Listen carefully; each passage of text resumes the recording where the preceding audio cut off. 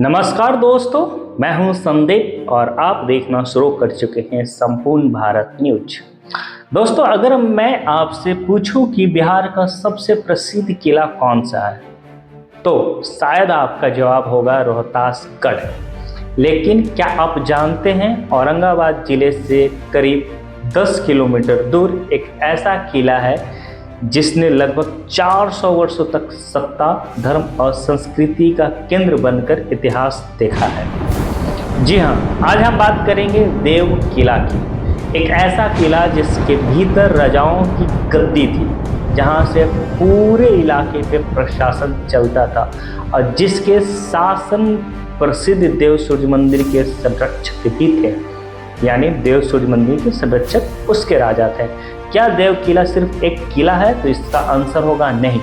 देव किला केवल सैनिक चौकी नहीं था, यह देव राज की राजधानी था। यहीं से टैक्स की वसूली होती थी, यहीं से न्याय होता था, यहीं से राजनीतिक फैसले लिए जाते थे और यहीं से आसपास के इलाकों पे प्रभाव कायम रखा जाता था। राजस्थान से बिहार तक का यात्रा ये समझो आसानी से। इतिहासकारों के अनुसार 14वीं से 15वीं शताब्दी के दौरान सिसोदिया राजपूतों का एक समूह मेवाड़ से दक्षिण बिहार आया। उस समय दिल्ली संतलन और बाद में मुगल सत्ता के कारण उत्तर बिहार का राजनीतिक नक्शा थोड़ा बदल रहा था। इसी दौर में इन राजपूतों ने स्थानीय शासकों के साथ वैवाहिक संबंध बनाए और धीरे धीरे देवराज की स्थापना की। लेकिन यहाँ पर एक सवाल उठता है, अगर यह लोग मेवाड़ से आए थे तो इन्होंने राजधानी देव में ही क्यों बनाई?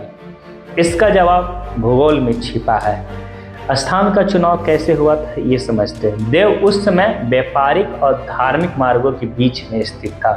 पास में जल स्रोत थे, खेती लायक भूमि थी और सबसे महत्वपूर्ण बात, यहाँ पहले से धार्मिक महत्व रखने वाला सूर्य मंदिर मौजूद था। जिस राजा के पास धर्म का संरक्षण हो उसे जनता का समर्थन भी बहुत आसानी से मिलता है। यह आज के भी राजनीति में देखने को मिलता है। यही राजनीतिक देवराज ने अपनाई और अगर आप देव किले में जाएंगे तो वहाँ पे आज आपको टूटी हुई दीवारें दिखाई देगी। लेकिन कल्पना कीजिए उस दौर में जब यह अपने पूरे वैभव में रहा होगा। एक बड़ा सा विशाल प्रवेश द्वार, ऊंची पत्थरों की दीवारें, कोनों पे बुर्ज था, अंदर राजमहल, सभा स्थल, सैनिकों के रहने की जगह, घोड़ों के लिए अस्तबल, अनाज स्टोर यानी जमा करने के लिए अनाज के भंडार।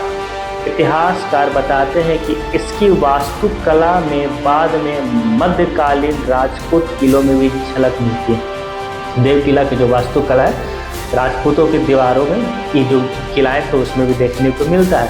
यहाँ पे आज भी मुख्य द्वार भव्यता का एहसास कराता है। जब मुगल साम्राज्य का विस्तार हुआ तो देवराज ने पूरी तरह से टकराव का रास्ता नहीं चुना। उपलब्ध ऐतिहासिक स्रोतों ने बताते हैं कि राजवंश ने बदलती सत्ता के साथ अपने संबंध को थोड़ा संतुलित रखा और स्थानीय स्थिति बनाए रखी। यही कारण है कि देवराज लंबे समय तक अस्तित्व में बना रहा। ब्रिटिश शासन आने के बाद भी देवराज एक जमींदारी के रूप में बना रहा। हालांकि समय के साथ उसकी राजनीतिक शक्तियाँ जरूर घट गई। कुछ स्थानीय कथाओं के अनुसार कई तरह की वीर गाथाएं मिलती है, लेकिन उपलब्ध ऐतिहासिक अभिलेखों के अनुसार देवराज के शासकों ने समानता अंग्रेजी प्रशासन के साथ सहयोगात्मक संबंध बना के सिम्बायोसिस रिलेशनशिप बना के रखा। सूर्य मंदिर और देव का किला ये अपने में एक खास है। अब सबसे रोचक बात होती है, क्या आपने कभी सोचा है कि इतना भव्य सूर्य मंदिर आखिर इतने वर्षों तक सुरक्षित कैसे रह गया था? इतिहास बताता है कि देवराज परिवार स्वयं को मंदिर का संरक्षण मानता था और मंदिर के रखरखाव, धार्मिक अनुष्ठानों और स्थानीय व्यवस्था में उसका बहुत महत्वपूर्ण योगदान था। यही कारण है कि देव किला और सूर्य मंदिर का इतिहास एक दूसरे के गहराई से जुड़ा हुआ है। 20वीं शताब्दी आते आते समय बदल चुका था।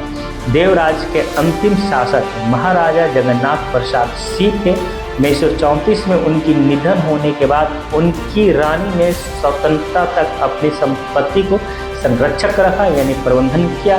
फिर हमारा देश भारत फिर आज़ाद हो गया। जमींदारी प्रथा समाप्त हो गई और देव किला धीरे धीरे इतिहास का हिस्सा बनता चला गया। आज सबसे बड़ा सवाल, आज करोड़ों रुपए पर्यटक पे खर्च होते हैं, लेकिन क्या देव किला जो बिहार का ऐतिहासिक पहचान का हिस्सा है उससे यह महत्व मिला जिसकी यह विरासत रखता था? जवाब है नहीं। अगर इसका वैज्ञानिक संरक्षण होगा, रोशनी की व्यवस्था होगी और एक संग्रहालय बनाया जाएगा और देव सूर्य मंदिर के साथ इसे एक संयुक्त विरासत परिसर के रूप में विकसित किया जाएगा, तो निश्चित रूप से यहाँ पे पर्यटक अधिक आएंगे।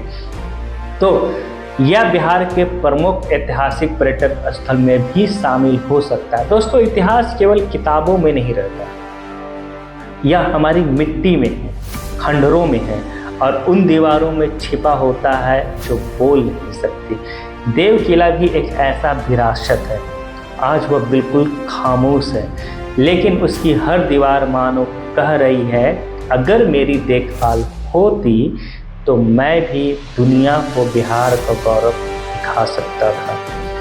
मैं हूं संदीप और आप देख रहे थे संपूर्ण भारत न्यूज। अगर आपको इतिहास की ऐसी गहरी और तथ्य आधारित कहानियां पसंद है तो चैनल से जरूर जुड़िए और सब्सक्राइब कीजिए। मिलते हैं अगले वीडियो में, है ऐसे ही ऐतिहासिक यात्रा पे निकलेंगे।